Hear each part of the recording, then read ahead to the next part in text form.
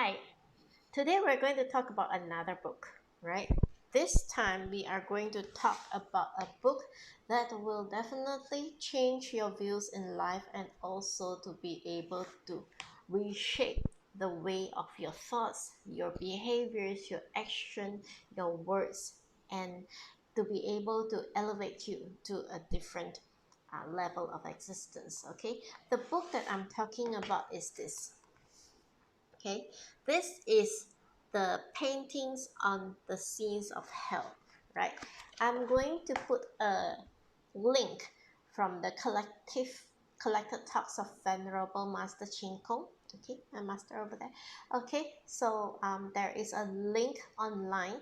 Previously I have also shared the text, only text, in my in one of my articles. So this one, I'm going to talk about it today because I see that there is a lot of things going on that may not be very favorable for us in the coming future.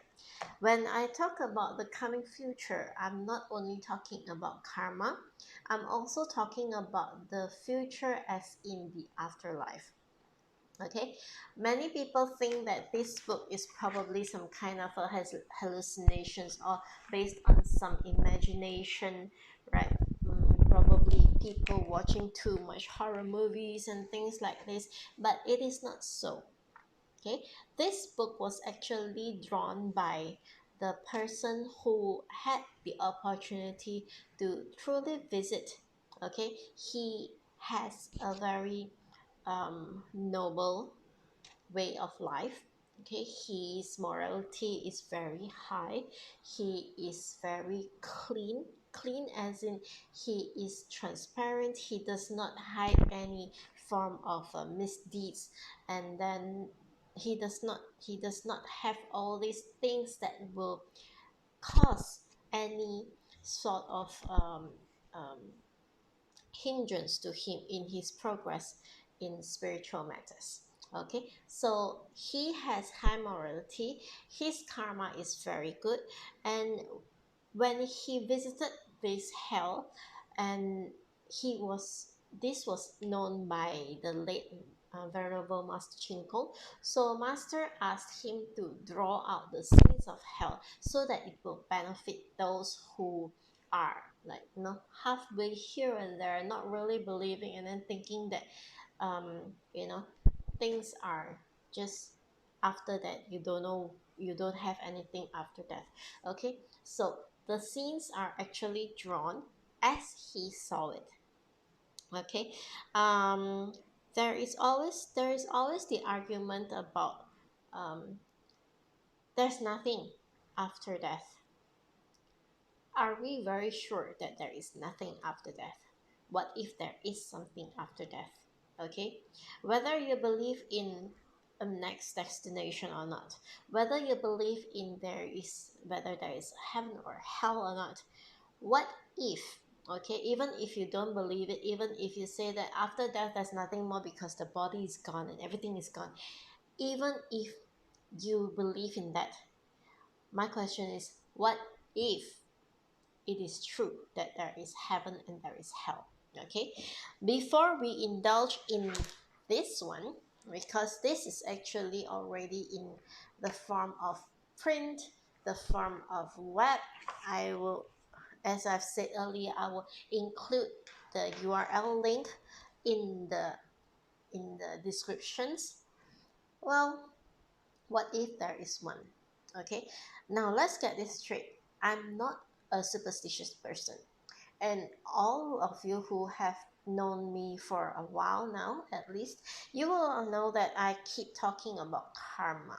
So heaven and hell is also karmic based. Let me explain to you how. Okay, everything is based on our thought. Everything starts from our mind. If you have read about, or you have uh, encountered some of the religious texts, especially when it comes to some of the best texts, I will say, is like the Dhamma Sutra, okay, Jing 凡所有相皆是虚妄. Okay, everything that has a form is an illusion. Okay, your life, my life is an illusion. So how does this illusion come about? This illusion came about because of our thoughts. What was the first thought? It was based on ignorance. If we look at the Paticcasamuppada Sutra, you will actually backtrack. Okay, track it right to the first ignorance before our birth by our parents, by our before that first birth itself. Okay, what was the first birth itself? So what was the first birth? The first birth is ignorance. Okay, you can imagine us, okay, something that we call a 长吉光. It was like just if I were to describe it, you'll say that it's just an energy atom. Okay, just an energy atom, one small bit of energy atom, and suddenly a thought arises. That is the first ignorance. In Chinese we call it the 无明. Okay, 第一个无明, the first ignorance, or maybe I can say 无明, something like not understanding. Okay, is ignorance. Okay, this first one actually sparked and it burst the entire universe in its entirety, and it continues to grow because of our restless minds, because of our unlimited imagination. Okay, everything, if you were to think about it, everything that we have today is actually fragments of our imagination that is being brought to life. For example, years ago I talked about a topic that is a favorite to everyone. We talk about money. Okay, what was money? If we look back many years ago, many thousands and thousands of years ago, there was no money, right? There was no talk about money. We can talk about other civilizations, but before we jump into the previous civilizations before ours, let's talk about, okay, back to the time when humans first started, that we know of. Okay, I won't go back into the track of the first birth of the universe because it will be a little bit difficult to explain to the audience over here unless you are with me with the learning and also the studying of the sutras. Okay, that first birth, okay, when we talk about the first existence of humans, which we don't know when, other than the skeletons that we see, but most skeletons now have already become the fossil fuels that we use for our cars. Okay, that first one, they didn't have money, right? And they harvest from nature. They eat the vegetation. Okay, they climb trees, they eat leaves, they eat the tree barks, and then after that they started to hunt for animals, and then after hunting for animals they learn how to breed the animals, and then they eat the animals. They start to learn how to plant their own vegetation based on what they like to eat, and then after that there goes the farming, everything. And then once they put in all the effort to do all these things, suddenly it's like, let's have an exchange of goods. Okay, you plant your vegetable, I grow my crops as well. Okay, you may have your potatoes, and I have my carrots, so I can't be eating carrots only, it makes me turn yellow. Or I can't have potatoes only because then I'll have a deficit of other kind of nutrients. So let's exchange. Okay, money was not yet involved, there was no money yet. Okay, but humans have already started to have the imagination where I start to specialize on something so that I can have a mass production of it, and then I will exchange it with you because you have a mass production of something else that I need, and there starts the barter system. Okay, and then it started to grow. People started to have, more desire. People started to think that, oh, if I were to have more of this, I can exchange for more goods. Okay, So when you have more of this and you have exchange of more goods, that more goods concept is already a spark of greed. Okay, the greed that should not even have happened, because we have previously, okay, before this happened, we have previously harvested from nature. Nature regrows itself, right? It is like a very balanced ecosystem of growth. But suddenly humans start to have greed, because humans are capable of thought. But humans capable of thought are still not that wise. Okay, they are still talking about having greed without identifying it is greed. Okay, so barter system starts. I will carry a bunch of that many things, and I will just exchange it with things that I need, sometimes exceeding what I need, because then I will also exchange it with what my neighbor needs. Okay, it's like I carry my potatoes, I bring it over to you. You have carrots, and I need some carrots, maybe two stalks of carrots, but my neighbors may need a total of maybe like another 15 stalks of carrots. So I use my potato, I exchange it with your 15 stalks of carrots, but you are not going to be contented with just two potatoes. You are going to demand for an entire sack of potatoes. Okay, okay, maybe just be fair, 1 to 1. Okay, one potato to one carrot. So I have to carry 17 potatoes to go to you, to exchange for the 17 carrots. Okay, 2 of mine and 15 for my neighbors. Okay, and then when we do that, you start to trade. Okay, you start to trade, and that is when people's imagination start going like, let's make this easier, and poof, there comes money. Suddenly money is created. Okay, it's like, um I will give you these many stones, stones, and then you exchange it for me, and you can use these stones to exchange back what you need from other people. Okay, that's how money is created. That was the first spark of money. It is not natural, but it comes from the fragments of our imagination. Everything comes from our imagination. So back to our topic, even the world, the universe itself, is actually a creation of our imagination from that very first ignorance. Okay, this is not going to be easy for people to accept, but this is the universal truth, and the truth that is not readily accepted by people unless those who have practiced for many years, okay, many lifetimes. And you probably would have read the sutra so many times, you would have prayed to so many Buddhas for so many lifetimes, that this lifetime itself you accept this. Okay, but you understand its concept, but your acceptance is only on the concept, not necessarily on that one that will let you let go of things and be delivered from this realms of existence. Okay, that one will be called enlightenment, which I doubt that there is a lot these days. Okay, because many people are still very much connected to what's in this world.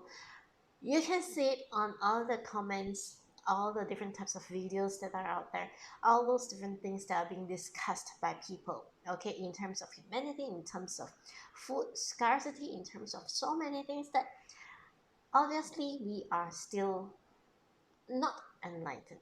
Okay, so back to this one. Okay, so what is hell? Hell and heaven are also the same as our universe. The concept of it is actually the same. We created our own hell, we created our own heaven. Okay, how do we create our own hell? This one we'll need to go back to something of a discussion about the concept about our thoughts. Okay, when we think about evil thoughts, all right, evil thoughts conjure evil actions, evil speech, and all this evilness will create will be planting seeds for more evils that will reap as fruits. Okay, the fruits come as in karmic events that we either enjoy it or we suffer it. If it is something good that we have done in the past, the good seeds are sprouting, and we are able to reap the good fruits from it. And if we planted a bad seed, you don't expect the good fruits. Okay, you planted a bad seed, you expect to pay for the bad stuff that you have done. It's just that simple. So hell is also something that you are paying for the bad stuff that you have done.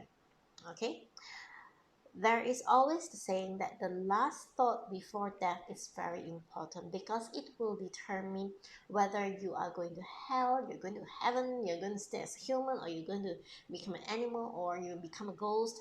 Okay, because the formation of the habit throughout the lifetime will determine what is the strongest memory that we have in our minds. Okay, if we are fond of our children, we are fond of our families, we are not ready to go. Okay, hence you will see a lot of things like even now, a lot of paranormal stories that we heard of, about people after they die, they still linger around in the house. Okay, they linger around in the house because their soul just won't leave. They can't accept that they have died, and they still want to have that very last moment with their loved ones to say goodbye. Okay, this is, of course, you can say that it is a natural human reaction, or as I will say, it is a developed habit. Okay, it's a habit which we think, uh, I love my family, so I couldn't let them go. Even though my physical body is gone, I couldn't let them go. So I want to stay back to say goodbye once, one last time.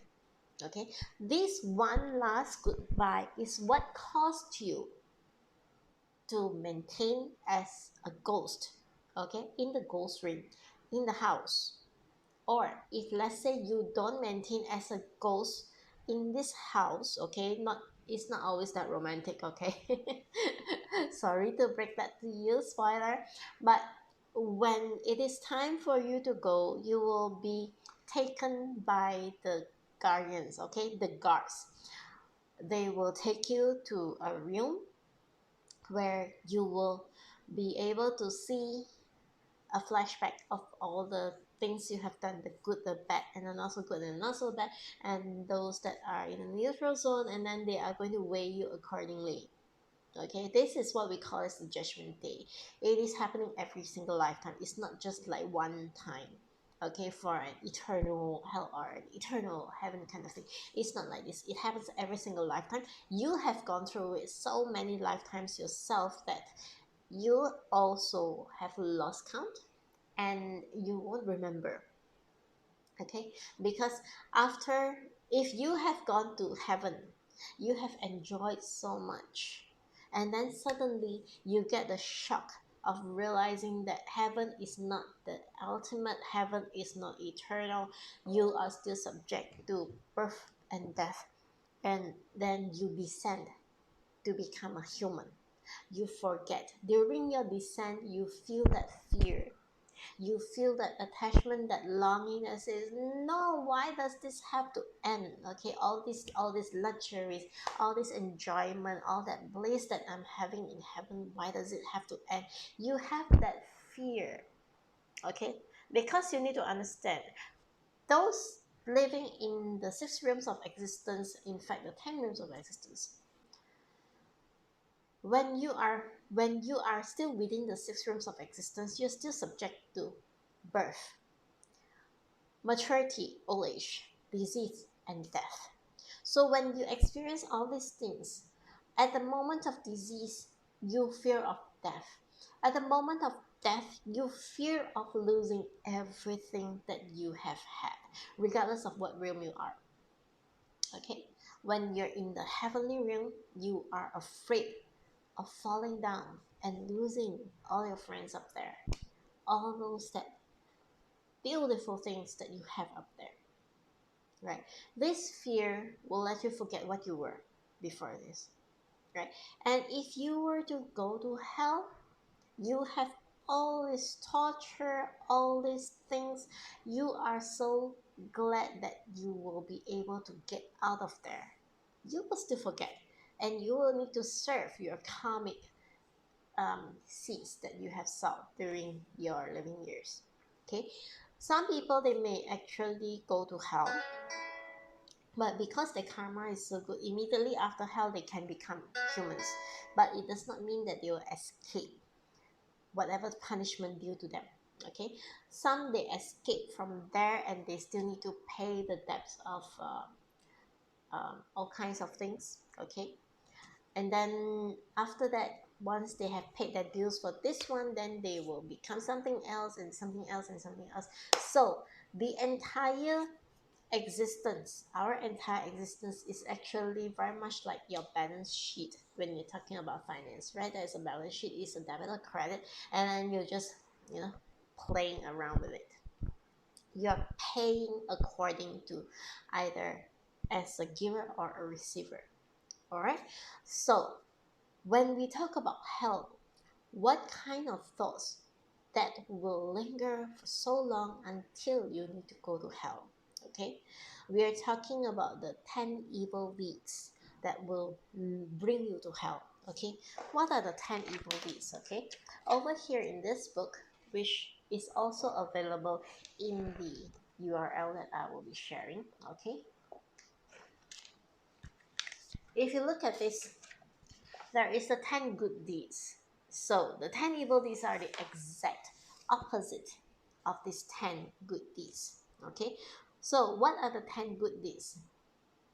No killing, okay, no stealing, no engagement in sexual misconduct, no lying, no speaking harshly, no speaking divisively, no speaking idly, not being greedy, not being angry, and not holding perverted views. Okay, so all these are the 10 good deeds. So if you go opposite of them, those are the evil deeds. Okay, first one, not killing. Of course, this one is very obvious. All right, but there are those in this current era. There are those who hold perverted views. Okay, the last one, not holding perverted views. There are those who hold perverted views, justifying murders, justifying the killing of another being, justifying the need to kill another person. Okay, in the excuse of its own survival. Right, so this is about not killing not only about the termination of another being's life, but also causing harm directly and indirectly. Okay, directly causing harm, for example, you use something to physically hurt another person. Okay, or you try to blackmail another person and you cause the person to feel sadness, okay, to feel fear. All right, so this is also related to killing. Killing constitutes to causing first fear, okay, anguish, a lot of torment on the victim itself. Okay, the act of killing is brutal, of course, when you're talking about termination of another being's life, but comes with it the harm that is being created. So when you cause harm, you are also committing the first misdeed, that is of killing. Okay, so harm and killing goes hand in hand together. So you cannot say that I didn't kill, I just hurt him, it will still be pretty much the same, although the punishment will be lesser. Okay, the karmic seeds that you planted is maybe lesser. Okay, but if it goes to the point where you hurt the other person until the other person could not survive or goes into suicide mode, that is also a killing, although you didn't kill the person by your own hands. Right, you still cause the person to take his own life and you are liable for it. Okay, that is another story. So killing is obviously the first evil misdeed. Okay, the first evil deed that you do to deserve being reborn in hell. Okay, so during moments of death, okay, even for some people it was um, a prolonged period before the end of the life. Okay, okay, when you talk about killing and karma, it's not always that you kill another person so someone else kills you. Okay, it's not necessarily that way that karma works. Okay, you kill another person, you still get to stay until your destined um, age. Okay, destined point of life, and there will be a period where right before leading to your death, okay, that period, even if people leave you alone, okay, you will be haunted by the images of the people that you kill. You will be haunted by the thoughts that are recurring of how you killed these people, the images of the faces, the fear, the fear that they display on their faces, their body all bloody and gory. All these images will come back and haunt you, right? You don't even need their spirit to come back to you, although there will be. Okay, for those who have the third eye, who is into paranormal with the third eye, you may actually see spirits lingering around. But for those who don't, right, you may think that it is, oh, he has gone crazy right before death. But in truth, the spirit of the dead that he killed would have been around him, ready to take him, because that was his right before the period where his lifetime extinguished. That is a very weak period. Okay, so the spirits will take the advantage of this period to linger around, ready to pull his soul when his soul is, you know the body expires and his soul has to come out. They will drag his soul along to go to hell, to go to court with them, and to have him serve the punishment due to him.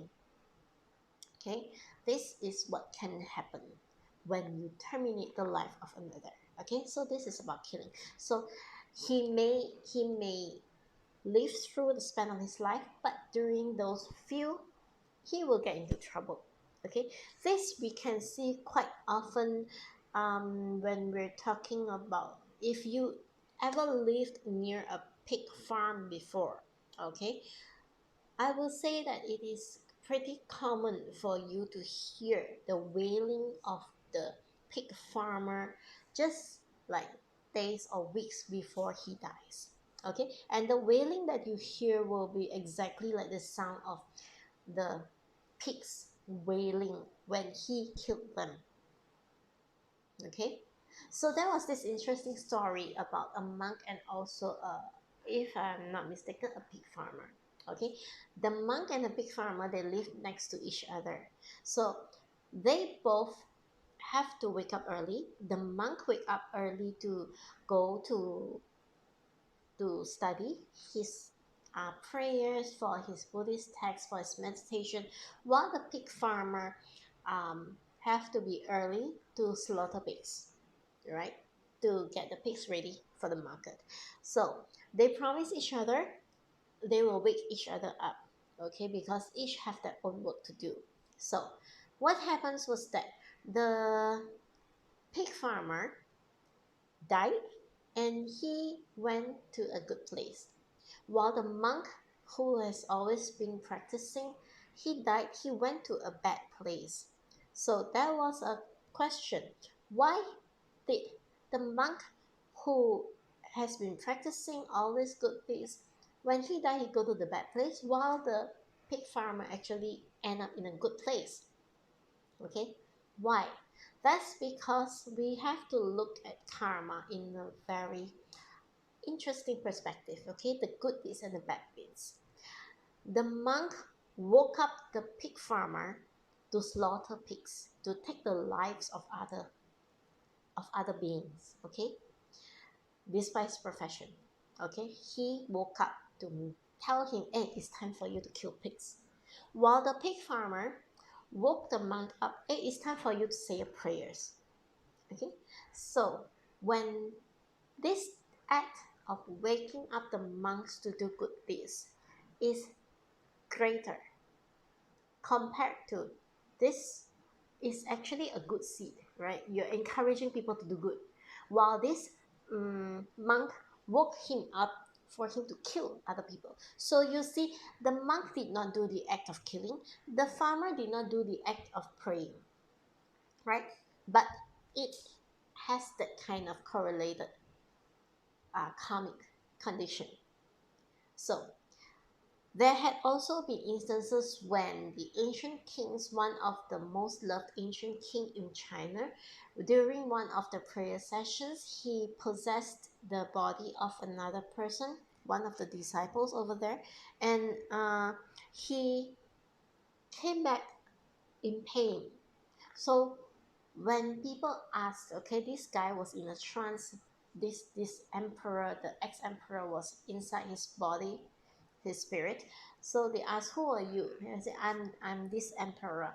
So this emperor, we know him and we love him because he historically he brought a lot of good deeds to the country, right? A lot of peace, a lot of happiness, and culture was flourishing. So why did he end up in hell? So they asked him because he was, in agony. He was wailing. He was uncomfortable. So they asked, how did a good emperor like you end up in hell? So he said, during my reign as an emperor, I ordered for the killing of so many people. I ordered for wars to happen. I ordered for the capture of these people. I ordered the killing, even though for criminals, criminals they have a lifespan as well. But he ordered the life to be shortened by chopping off the heads. Okay, that was the punishment in the past. So because of that, just ordering, he didn't even need to kill them by his own hands, just by ordering. He had to suffer in hell because those were his instructions. Okay, so a lot of times when we look at the injustice that's happening in this world, we don't need to, yeah, I know it gets very agitated and it's not nice to see because we keep thinking in the short term that, oh, this person, he had ordered so many, he had ordered all these murders, he created wars and stuff, but he is enjoying his life there, blah blah blah blah blah. But no, wait for that moment. Okay, we have many lifetimes. This is not the first, and this will definitely not be the last one. Okay, he will serve his time in hell, the topic that we're talking about today. He will serve, and then after he has served, he still need to continue paying. The serving in hell is actually for the very act of killing, and then all the other things that he has to serve later on will be still paying back the bad karmic seeds that he had planted.